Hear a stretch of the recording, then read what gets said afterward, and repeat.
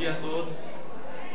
Nós vamos começar falando um pouco sobre a história de Porto Velho, como surgiu, e temos aqui nossos colegas José Antônio, Adria Luiz, Alan Pereira, Gustavo Silveira, Armando de Preto e Matheus Oliveira. Fazer o quê, né? Sobrenome é dele.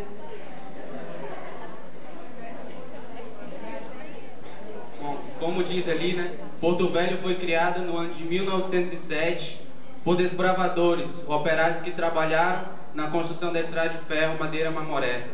A primeira área habitacional da cidade era no pátio da ferrovia, onde se encontravam os trabalhadores e operários, onde também existia a rua divisória, onde morava o resto da população da cidade.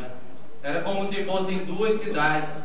Um lado era americano, onde tinha os operários, trabalhadores, e do outro tinha os comerciantes, onde tinha os hospitais, comércio, a população e o resto. Em 1912, Porto Velho ainda era município do Mato Grosso. E em 2 de outubro de 1914 foi oficializado como município do estado de Rondônia.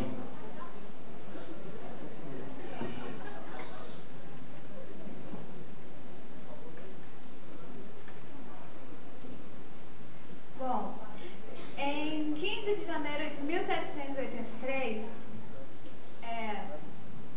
o imperador Dom Pedro II assinou um decreto autorizando todos os comerciantes de todas as nações subir a uma madeira para subir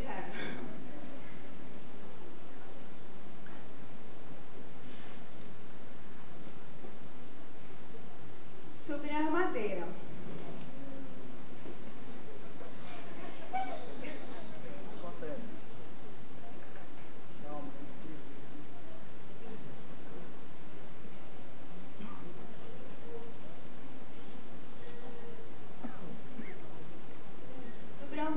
E em decorrência foram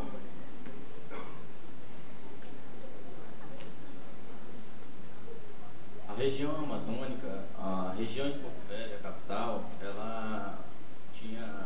ela foi construída na parte oeste, na região norte. Ela construída na região amazônica ocidental, né?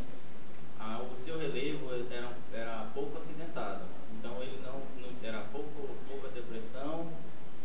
Ele era composto do Planalto Amazônico e o Planalto Central brasileiro, né? E o clima era super úmido, quente e úmido.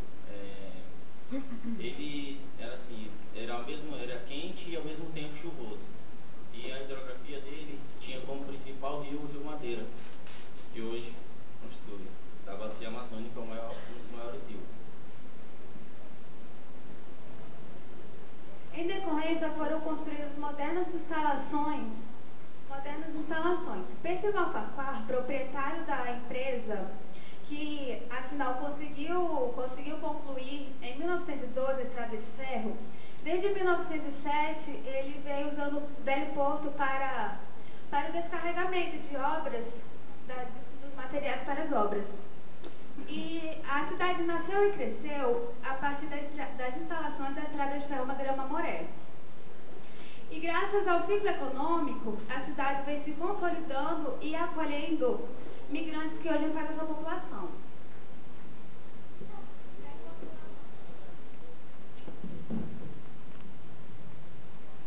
Vou falar um pouco sobre a política municipal.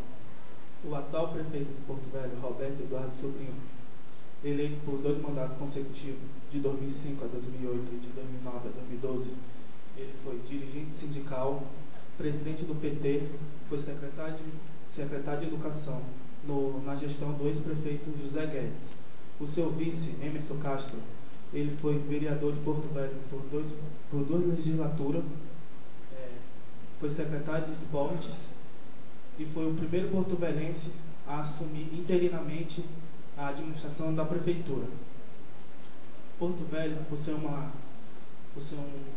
capital muito nova, possui muitos funcionários públicos, tanto públicos tanto estaduais quanto federal. Mas muito deles não possui qualificação suficiente, o que abre vagas para pessoas de outros estados. Aí eu vou falar um pouquinho sobre a Câmara dos Vereadores. A Câmara Municipal dos Vereadores, ela fica localizada na Rua Belém, no bairro Embratel. Hoje o presidente é o vereador Eduardo Rodrigues, do Partido Verde. Bom dia, eu vou falar sobre a economia de Porto Velho, né? Porto Velho, no último ano, recebeu 5.000 novas empresas e também 30.000 novos empregos, o que já mostra um crescimento grande de Porto Velho, né? Então, com a chegada da usina, Porto Velho vai passar a ser melhor visto pelas cidades de fora, pelo mercado de fora, o que vai aumentar o crescimento. A principal prova disso é que 2 anos atrás, Porto Velho, no trânsito, era muito mais fácil de você andar no trânsito, muito melhor. Hoje já mostra um crescimento, uma característica de uma cidade grande, que é o crescimento enorme no trânsito, né? E Porto Velho, a base da economia de Porto Velho está na pecuária, nas poucas indústrias e também E aí, né?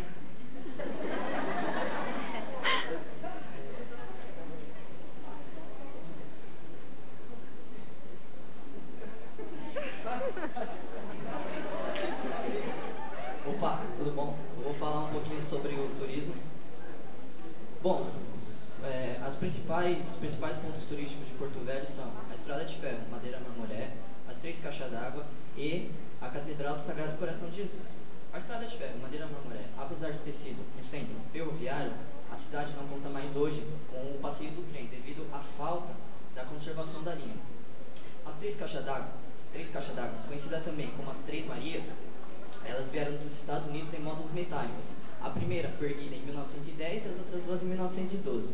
Agora, a Catedral do Sagrado Coração de Jesus, ela foi inicializada em 1917 e finalizada 10 anos depois, em 1927, devido à dificuldade de transportar os materiais para cá. Vou falar também um pouquinho aqui sobre a educação. Bom, em Porto Velho não existem muitas escolas particulares. E devido ao grande fluxo de pessoas atraídas aqui pelas usinas hidrelétricas, muitas dessas escolas encontram-se sem vagas. A primeira escola aqui presente em Porto Velho foi o Colégio Barão de Solimões, inaugurado no dia 12 de agosto de 1940, e está funcionando até os dias atuais. O ensino superior. Porto Velho conta apenas com uma universidade pública, a UNIR, e 9 universidades particulares. E os cursos mais escolhidos entre os jovens são economia, direito, medicina e engenharia. Bom dia, eu vou falar sobre a segurança pública. Antigamente a segurança era feita por guardas territoriais e o transporte dos trabalhadores eram feitos alguns pela rural, que muitos não conhecem veículo. E nos dias atuais é feito pelo Exército Brasileiro e tem também as polícias militares e civil e os transportes hoje estão mais modernizados. Tem o aéreo com voos diários do aeroporto Jorge Teixeira e tem o ferroviário que está desativado, o rodoviário e o portuário onde exporta grãos.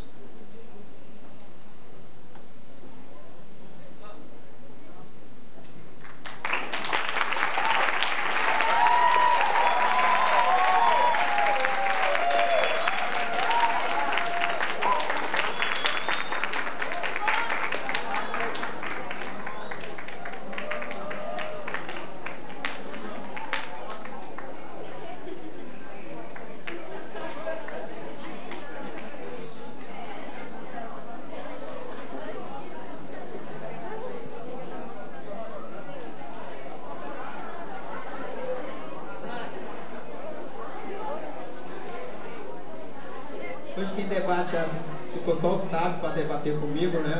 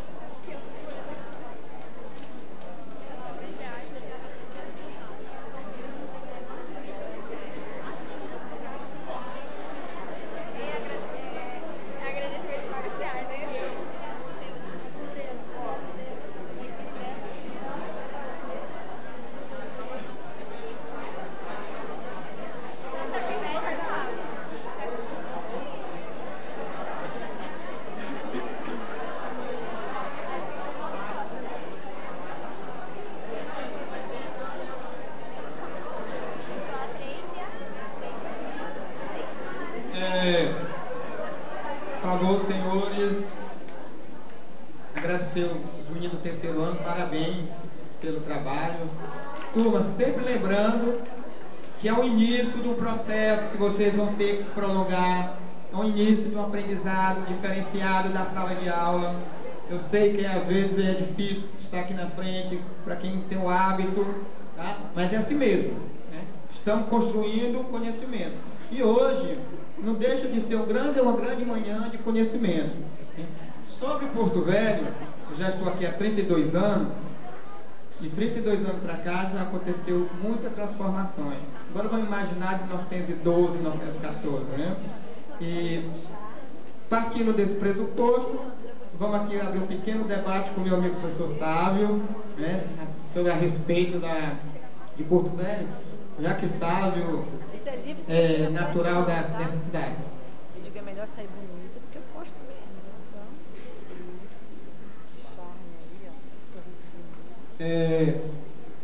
Sávio, passados já esses longos períodos, né? E nós vimos, eu e você, as transformações que foram passadas nesse longo tempo. E a pergunta assim, que dá para nós discutir é: economicamente, populacionalmente, o que Porto Velho mudou tanto? Quais são os pontos positivos de todo esse processo? Já que nós tivemos essa oportunidade de viver esse período mais anteriores e atuais.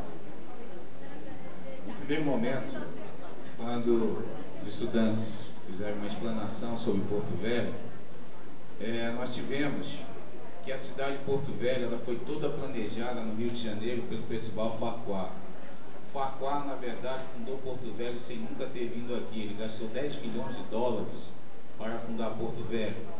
E se vocês observarem o centro de Porto Velho, ali a 7 de setembro, José de Alencar, ele é todo planejado, ele é todo urbanizado. Então a planta de Porto Velho, os arquitetos e engenheiros a fizeram no Rio de Janeiro e foi executado aqui.